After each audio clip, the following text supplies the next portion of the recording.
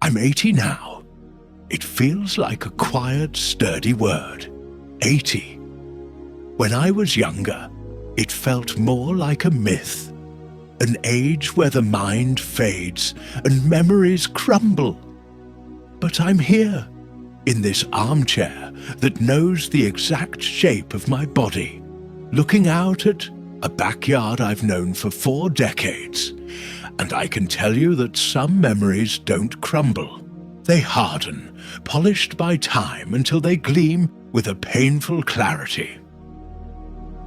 Today, my mind drifts back to 1967. A tumultuous year for the world, but for me, a year of small ambitions and a steady rhythm. I was 22, working as an office clerk for a small import company downtown. The pay was modest, enough to share a cramped apartment with my friend Jack, and still afford a movie on Sundays. It was a sweltering Thursday in March, the day before my birthday. The office fan had been broken for a week, and Mr. Harrison, my boss, was a man who pinched pennies with religious fervor. The air was thick and still, and I was sweating over a stack of shipping manifests, anxious for the clock to hit 5. I had a date with Eleanor. She worked at a fabric store a few blocks away, and we were meeting in the park after work. We'd been together for 6 months, and I was already considering a proposal, even though my salary barely covered my own bills. Suddenly, a commotion from the street below pierced the humid silence. Shouts, a chorus of them, followed by the sound of running feet. My colleagues and I rushed to the window, craning our necks to see. A crowd had gathered, a silent, curious mass, circling something I couldn't quite make out from the second floor. Mr. Harrison appeared behind us, his face a mask of annoyance. But even his expression softened when he saw the gathering below. "Must be an accident," he muttered, adjusting his glasses. "Get back to your work. It's not our business." But I couldn't focus. There was a raw urgency in those cries, a feeling that went beyond a fender bender. I glanced at the clock. Only 15 minutes left. I decided I could wait. When I finally got outside, the crowd was still there, now joined by police and a jeep ambulance. I pushed my way closer, a strange dread growing in my stomach. A man had fallen from the 5th floor of a construction site. Not an accident. He had jumped. I knew him, not personally, but from a distance.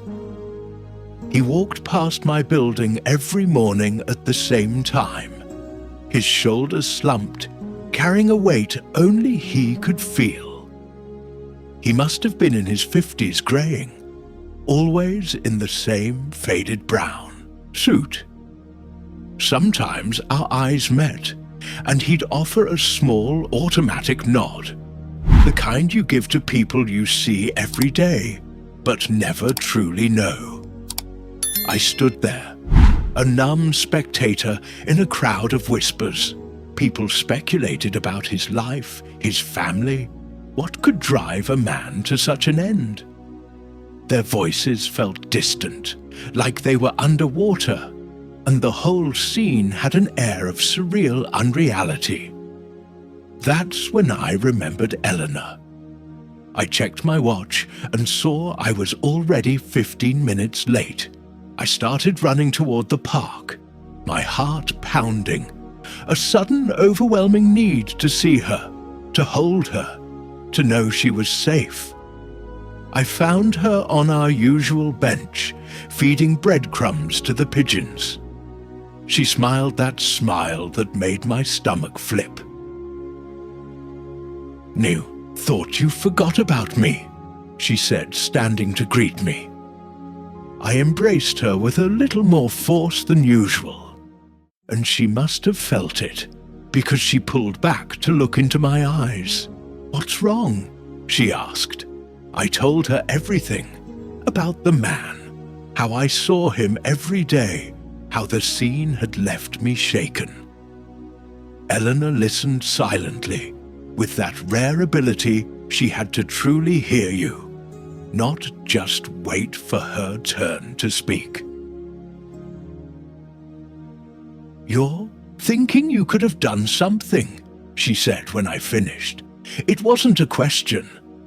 I don't know, maybe.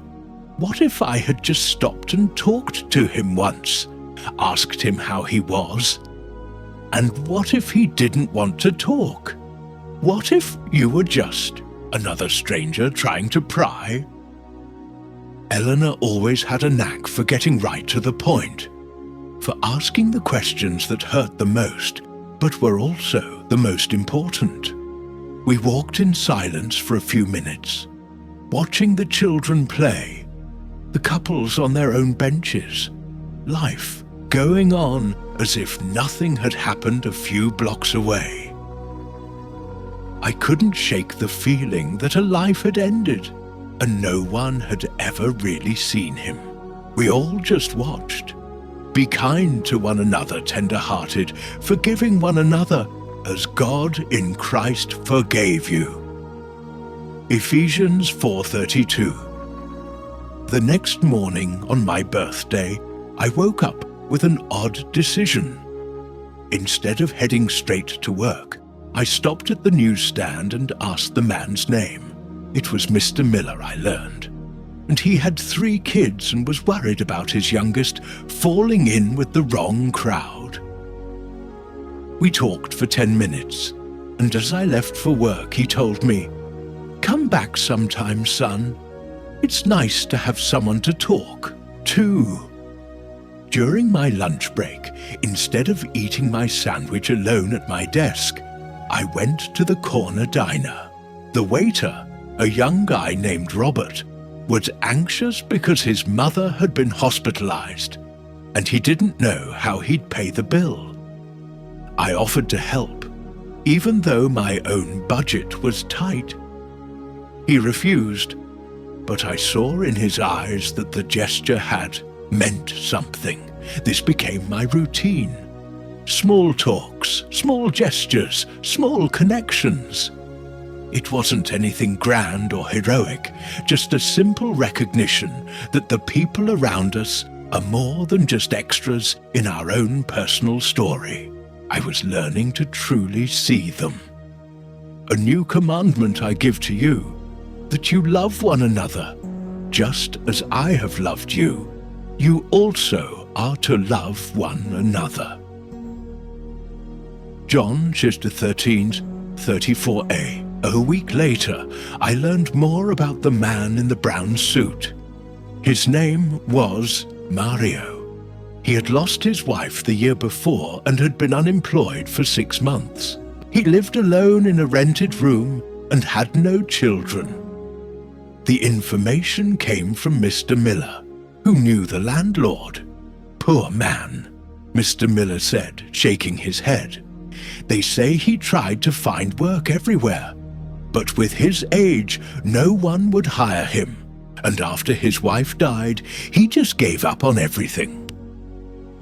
I wondered if my personal revolution of saying hello and talking to people would have made any difference to Mario. Probably not, but maybe, just maybe, it would have made him feel a little less invisible in his last days. Eleanor and I got married the next year. The ceremony was simple in the neighborhood church, with only family and a few close friends. Mr. Miller was a guest, as was Robert, who had become a true friend by then. In my speech at the reception, I mentioned how sometimes the most important moments in our lives are the ones that almost don't happen. The ones that depend on us taking a moment to truly see the people around us. The years passed, and that lesson from March 1967 never left me. I had a reasonably successful career, bought this house, and raised 3 wonderful children with Eleanor. But I always kept the habit of paying attention, of making those small connections that may not change the world, but certainly make the journey a little less lonely. Eleanor passed away 5 years ago from cancer.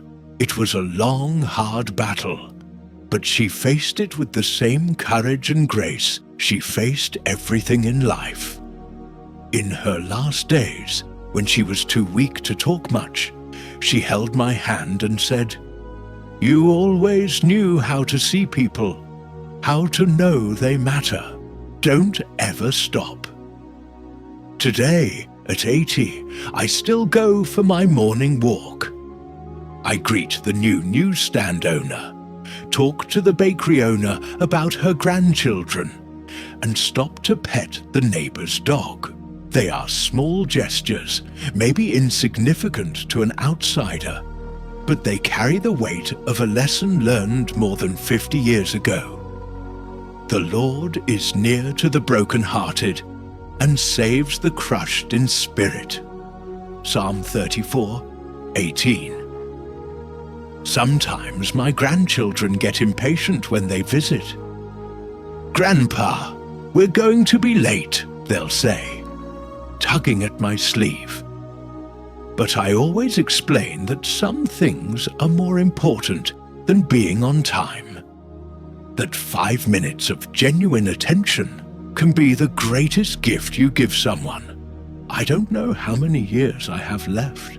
80 is a respectable age, and I've lived more than most people get to. But as long as I'm here, as long as I can still walk these streets and recognize familiar faces, I'll continue to do what I learned that day in March. I'll continue to see people, truly see them, because I know that deep down, all of us just want to be seen, to be acknowledged, to know that our existence matters to someone.